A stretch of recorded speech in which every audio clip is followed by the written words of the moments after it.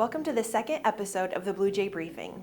In this episode, Superintendent Powers and Mr. Carlson share an update on enrollment trends and how offering a limited number of open enrollment opportunities can help balance grade levels and support consistent staffing across the district.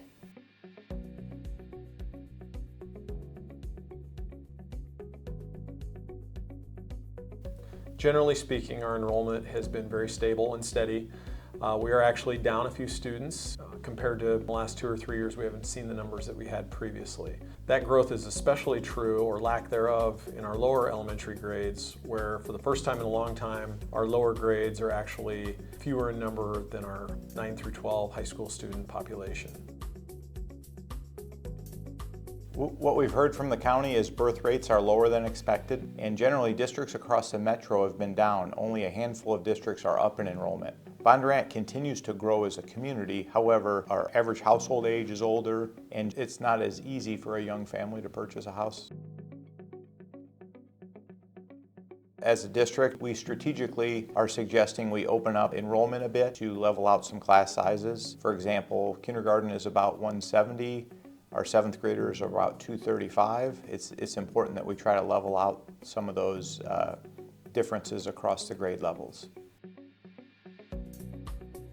Part of the open enrollment approach is to ensure consistent staffing across grade levels. When you have a larger or a smaller group moving through the system, it becomes a little clumsy where you have an extra section in 3rd grade or 4th grade. We want to even that out so year after year we have some consistency there for class sizes and for our teaching staff. Our goal would be to open up a specific number of slots per each grade level in an effort to even out some of those class sizes. We want to make sure that our enrollment is steady or increasing slowly. I think that's something that a lot of people in our community have longed for, that our enrollment doesn't grow quite so fast, so we're kind of in that time. But to continue providing the services for our students, open enrollment is one lever that we have, one of few, that will allow us to bring students in very selectively to make sure that we continue to grow at a rate that we're comfortable with. Yeah, and in addition, we'll be very transparent with a matrix listing what those spots are, just so people have an idea of what's available and what we're able to accommodate. The open enrollment policy has to be reviewed annually, and depending on how things go the first year, we'll readjust things. I think it's important to remember that we're looking probably for 20 to 40 students in general for this first year, and then each year thereafter the board will reevaluate our class sizes and differences among the different grades and set specific targets. This is not meant to open the floodgates and bring in hundreds of new students by any stretch.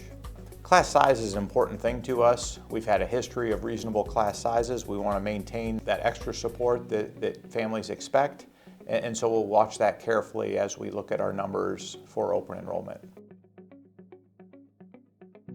We will communicate with our families what our basic open enrollment policy will be, what those class sizes might look like, what the numbers look like, and then we'll provide opportunities to receive feedback electronically, in person, so people are able to get questions answered that they may have. Join us in an upcoming Let's Chat Bluejays session to ask questions and connect with district leaders. Sessions are available in person or virtually, with additional times available upon request. If you have any questions in the meantime, please reach out. Thank you for watching today's Bluejay Briefing.